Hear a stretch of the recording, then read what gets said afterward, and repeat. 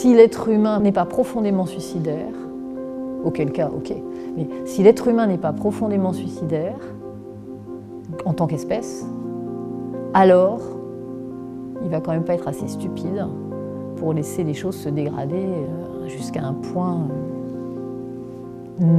absolument non gérable pour sa propre espèce. Et vous en pensez quoi, vous, personnellement, de cette question? Ça dépend des gens qu'on rencontre. Ça dépend des gens qu'on rencontre.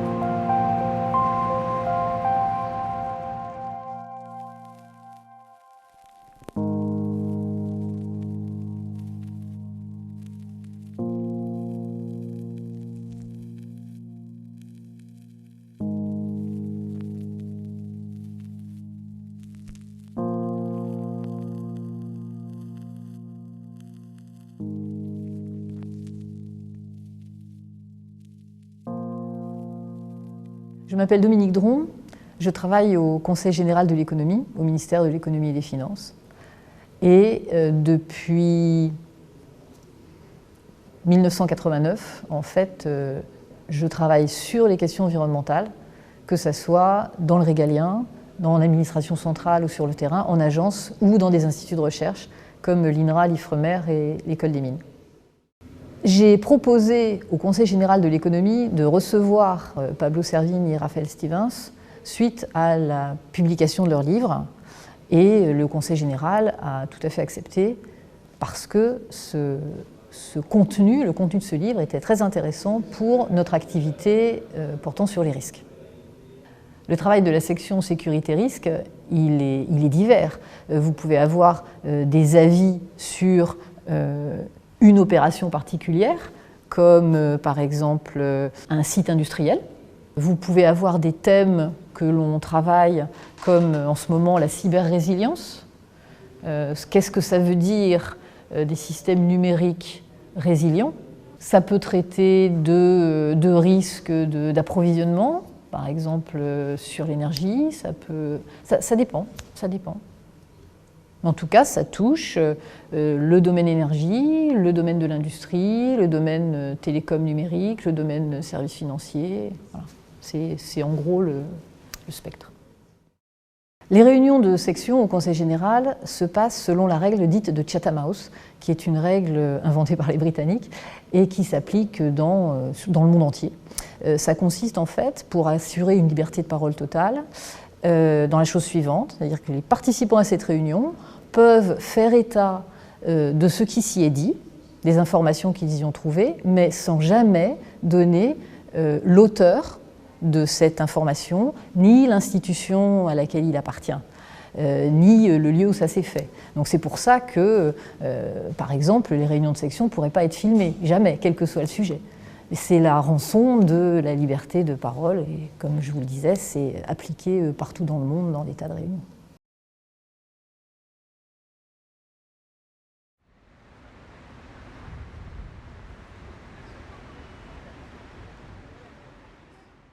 Est-ce qu'ils étaient surpris de votre approche, qui est de dire que ça peut être rapide maintenant Non, ils étaient, je pense pas surpris, mais en tout cas ils nous ont rappelé une chose, c'est notre responsabilité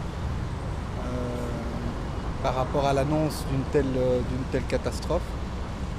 Et ça, je trouvais très très pertinent, très important.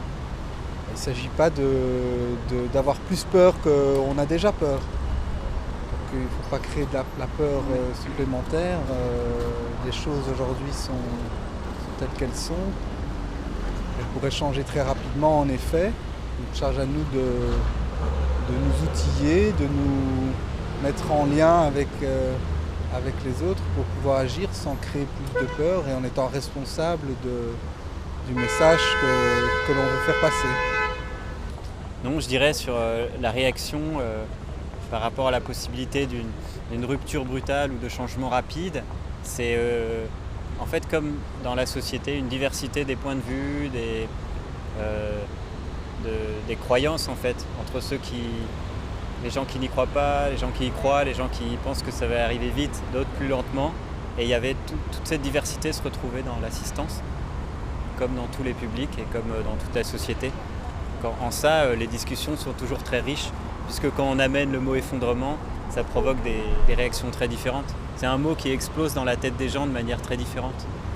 Et donc, on a forcément des discussions très riches. On ne peut pas rester uniquement sur le côté scientifique des choses et objectif. Une fois qu'on aborde ce sujet de l'effondrement, on est obligé, en quelque sorte, d'aborder même en filigrane, même de manière implicite, nos croyances, notre vision de l'avenir et notre optimisme ou notre pessimisme. Tout ça s'est retrouvé là, c'est plutôt bon signe. Moi, je pense qu'ils ont besoin de sentir aussi notre expérience justement avec le contact avec le public, savoir comment est-ce que le public réagit, comment est-ce que les gens réagissent face à tout ça, est-ce qu'ils sont plutôt convaincus, enfin je crois qu'ils ont été contents de nous entendre sur notre vécu, de notre expérience en tant que conférencier et auteur de ce livre, quelle est la relation qu'on a pu établir avec divers publics. Donc ils étaient plutôt contents. Ouais. En fait, j'étais tombée vraiment par hasard sur le livre de Pablo et Raphaël dans ma librairie préférée. Et ce qui m'a frappée et qui m'a paru très adapté au sujet de la section sécurité-risque, c'est d'une part qu'ils essaient d'aborder les sujets non pas d'un point de vue spécialisés, même s'ils ont fait un travail bibliographique sur beaucoup de sujets tout à fait impressionnants, mais ils essaient de mettre les choses ensemble. Donc, vision systémique, traitement de risque global, ça c'est un point très important. Et parmi ces points d'attention qui sont dans leur livre, celui qui m'a vraiment décidé, c'est la manière dont eux, en tant que scientifiques de formation, intégraient explicitement le côté émotionnel. Dans les raisonnements habituels d'ingénieurs, on va dire, l'aspect humain est souvent considéré comme soit à l'origine de l'innovation, donc l'intuition, etc., soit défaillance potentielle. Et les aspects, le fameux facteur humain, on le trouve souvent dans les discussions sur les techniques comme étant un facteur de défaillance. Or, et le sujet émotionnel, la partie émotionnelle, elle est souvent mise de côté pour qu'on ne s'occupe que du processus rationnel, technico-humain, mais rationnel néanmoins. Et ce sujet de l'émotion et comment la traiter quand on fait face à des enjeux aussi massifs, ça c'était vraiment très intéressant. Moi j'avais un peu peur que justement on soit confronté à un mur ou à discuter de chaque élément. À un scepticisme énorme, quoi, effondrement, il faut tout redémontrer et tout. Alors qu'en fait non, c'est la confirmation encore une fois que cette idée d'effondrement elle est dans l'air, elle est vraiment ressentie par beaucoup de gens. À la fois de manière intuitive en fait ou de manière complètement explicite. Il y en a qui savent, il y en a qui en parlent ouvertement, il y en a qui le ressentent et qui sont là en écoutant notre discours. Ah, enfin quelqu'un qui dit ça. Enfin, l'idée est dans l'air et encore une fois aujourd'hui ça confirme ce qu'on ressentait. Ça devient pertinent aujourd'hui de parler d'effondrement et d'aborder ce sujet des ruptures, des changements rapides qui peuvent arriver à grande échelle, brutaux. Et de la possibilité d'une rupture d'ordre social, de guerre, pourquoi pas, de famine, ça devient audible. Et ça, je pense que c'est nouveau quand même. Chaque fois, c'est se dire qu'on n'est pas fou, ou on n'est pas les seuls à être fous. Et puis aussi, ça fait du bien pour continuer les recherches, parce que c'est pas évident. Oui. Enfin, c'est dur de faire ces recherches sur des chiffres aussi durs, aussi fatigants, aussi impactant et voilà, on se dit est-ce que ça sert vraiment de faire tout ça? Et là c'est voilà, quelque chose qui fait plaisir de voir qu'on est entendu et que ça sert, peut-être, c'est utile. Voilà, ça nous maintient un peu là-dedans et ça nous dit que peut-être c'est le bon chemin qu'on a choisi. Et pour moi aujourd'hui, c'est vraiment un décloisonnement. On a décloisonné, quoi. On a parlé à un milieu totalement différent qui nous était inconnu. On a parlé de choses folles. Eux, entre eux, ont été aussi amenés à se décloisonner, à s'ouvrir à d'autres disciplines, à d'autres choses. Et ça fait du bien. Je crois que notre époque, elle a besoin d'un peu de décloisonnement, de pensée systémique. Voilà. Les problèmes sont globaux, il faut penser global. Ah, la fausse conclusion. Là. La spécificité d'aujourd'hui, c'est qu'on avait un public quand même très calé sur les questions scientifiques et on a pu aller assez vite là-dessus. Ça, c'était voilà, c'était un peu différent des autres. On s'adresse, j'ai l'impression, au-delà des experts, on s'adresse aux pères, aux mères, aux grands-pères, aux grands-mères. Mais ça arrive dans tous les milieux en fait. Ouais, mais qu'on arrive dès qu'on passe sur cette question psychologique, et j'ai pas senti du tout de réticence à aborder cette question, au contraire, une envie d'en savoir un peu plus. Voilà. Une grosse envie, oui, une écoute en tout cas, une grosse écoute de leur part. Parce que je me suis présenté en tant que père d'un enfant, et après donc notre exposé est venu vers moi un des participants et m'a tout de suite dit « Ah, moi aussi j'ai un enfant en bas âge de 20 mois et je vais vous le montrer, etc. » Donc c'est quand même... c'est qu'on était sur ce terrain des émotions aussi. Moi j'ai vraiment senti en fait que c'était probablement l'aspect le plus important aujourd'hui, au-delà des chiffres et de la rigueur scientifique qu'on doit avoir quand on traite un sujet pareil, mais que finalement ce qu'on cherche à savoir tous, c'est si les autres le croient, croient à cette possibilité d'effondrement. Et j'ai l'impression que c'est un petit peu ce qui s'est passé, en tout cas c'est ma perception, ce qui s'est passé à cette réunion-ci, c'est que l'écoute était bien plus importante quand on a commencé vraiment à parler de l'aspect psychologique et de notre rencontre avec un certain public.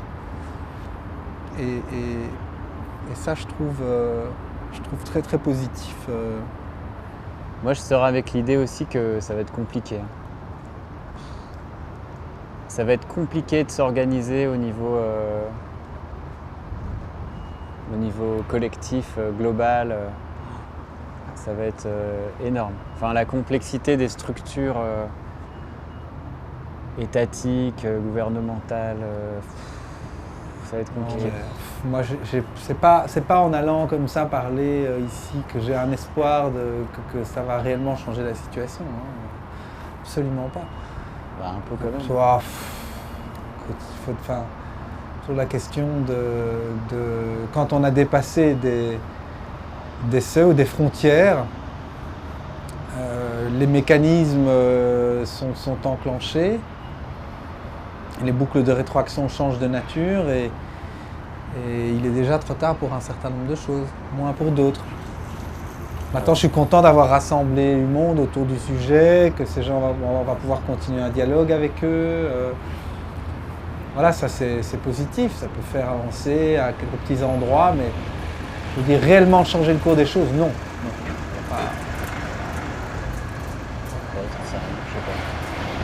Non, j'en sais rien, mais je dis, je sais pas. Mon intuition me dit, non, on ne va pas changer le cours des choses ici. Voilà. Voilà.